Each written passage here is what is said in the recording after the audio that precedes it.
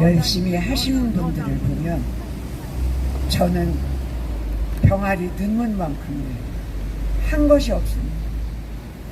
그러나 9일 동안 설마 그것도 사람 사는 곳인데 있을만 하겠지. 무식이고 용감하다고 그렇게 들어갔어요.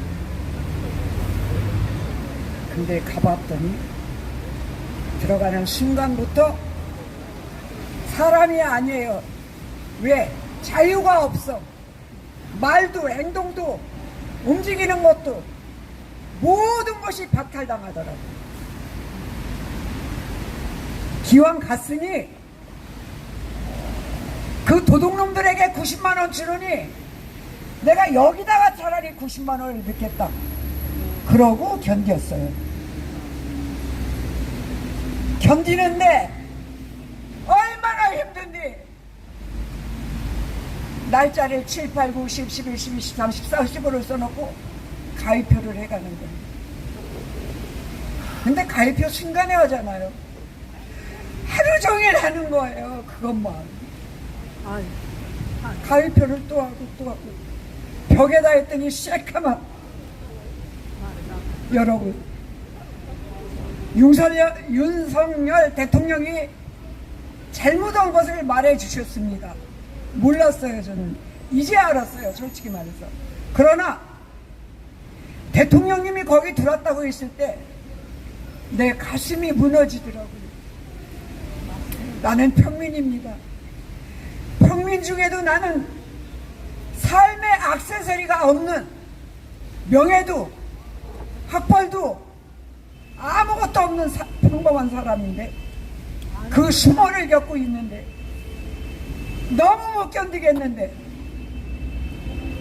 대통령으로서 얼마나 많은 수모를 겪고 있는지 내 가슴이 아렸어요. 그리고 옛날에 박근혜 대통령을 탄핵했다는 것도 들은 적이 있어요. 그래서 뭐라고 속으로 생각을 했냐면, 윤 대통령님 회개 진실로 하십시오.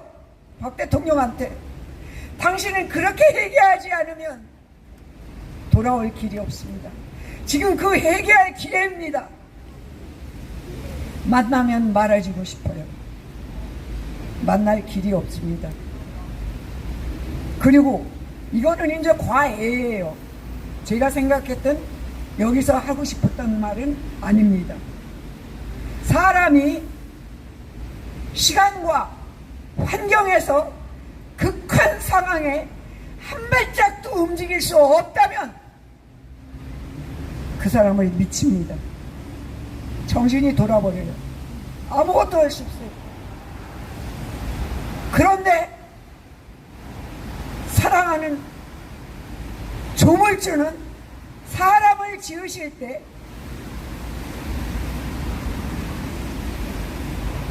그 극한 상황에서 1대1로 만나주시더라고요. 여러분, 제가 하나님을 믿지만 잘 믿지 못합니다. 저도 죄인입니다. 말할 수 없는 죄인이에요. 제가 제 죄를 압니다. 내 죄를 알기 때문에 때로는 기도도 못해요. 그런데도 그 절박하고 한 발짝도 움직이지 못할 때 하나님이 찾아와 주시더라고요.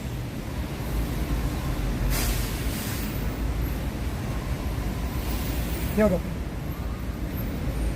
하나님이 사람을 생각하는 것은 이렇습니다. 여러분들이 하나님을 믿든 안 믿든, 하나님이 있다고 하든 없다고 하든 하나님은 살아계십니다. 이 나무를 보십시오. 인간이 이렇게 만들 수 있겠습니까? 아니, 나무를 떠나서 나를 보십시오. 나 자신을. 인간처럼 신묘막직한 물건은 없습니다. 조물주는 계십니다. 저는 여러분한테 말씀드리고 싶은 건, 여러분들이 삶 속에서 지금도 극한 상황을 만나 가고 있어요. 그러나 지금은 그래도 자유가, 여러분들의 각자 자유가 있습니다. 정말 여러분들의 자유가 없을 때 이재명이가 조여오고 와서 우리가 공산당이 된다고 했을 때 여러분들은 어느 길을 찾겠습니까? 어떻게 찾겠습니까? 어떻게 살겠습니까? 한번 생각해 보세요. 생각해 보실 수도 있어야 합니다. 우리는 항상 좋진 않습니다. 여러분, 그때는 꼭 하나님을 찾으세요.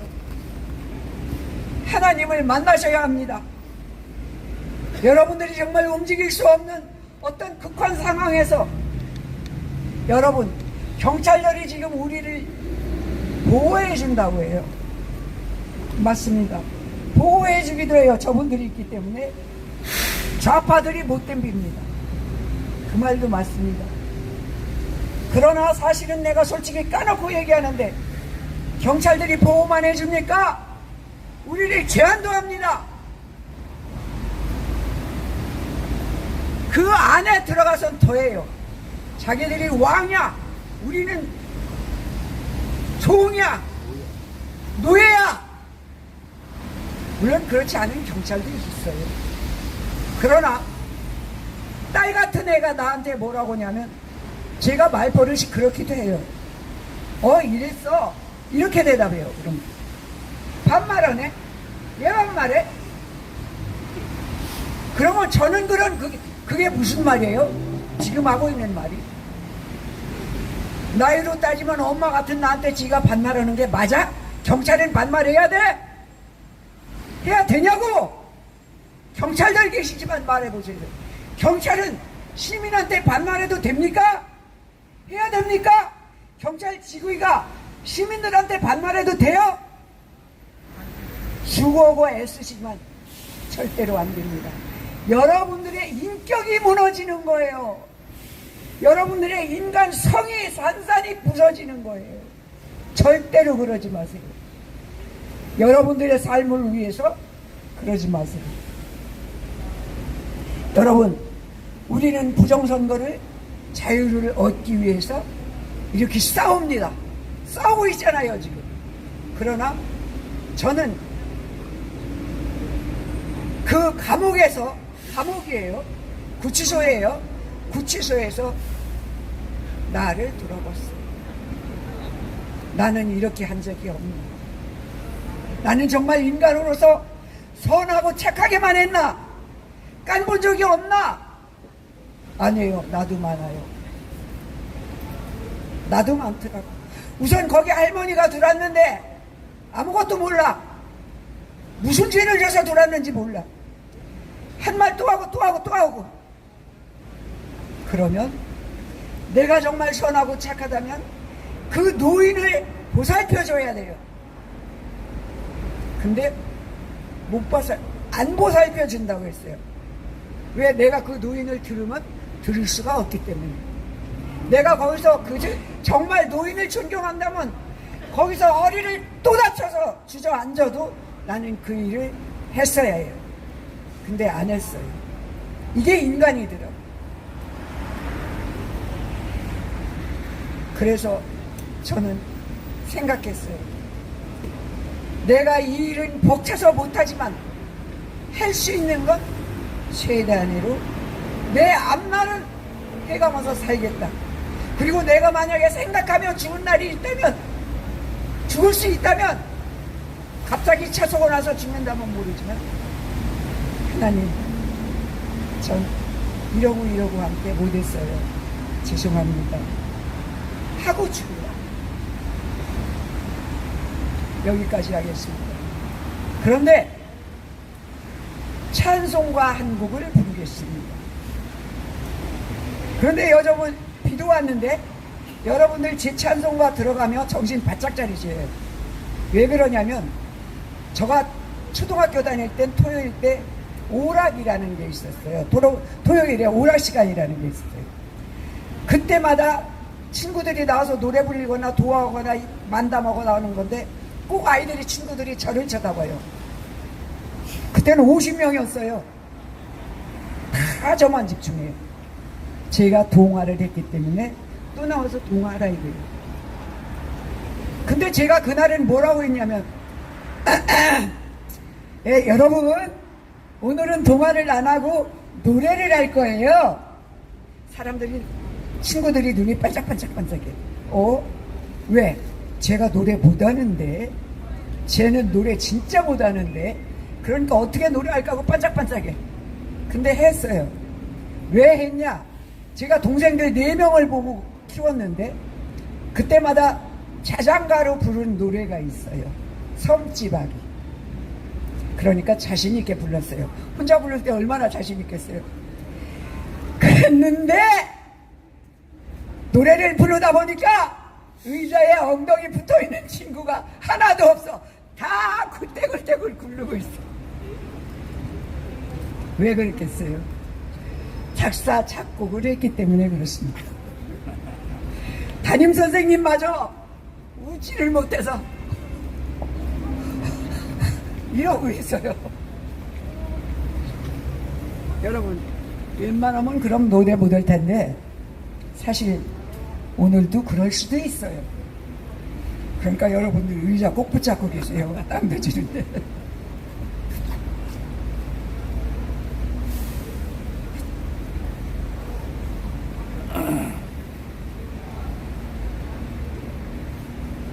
나 같은 죄인 살리신 주의 놀라워 이뤘던 생명 찾아서 광명을 얻었다. 그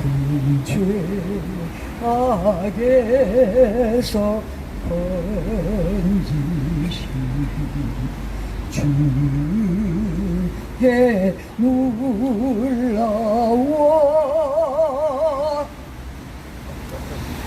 나 처음 그 시간 귀하고 귀하다.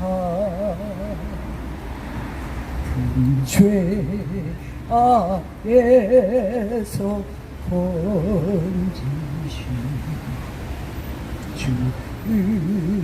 주의 놀라워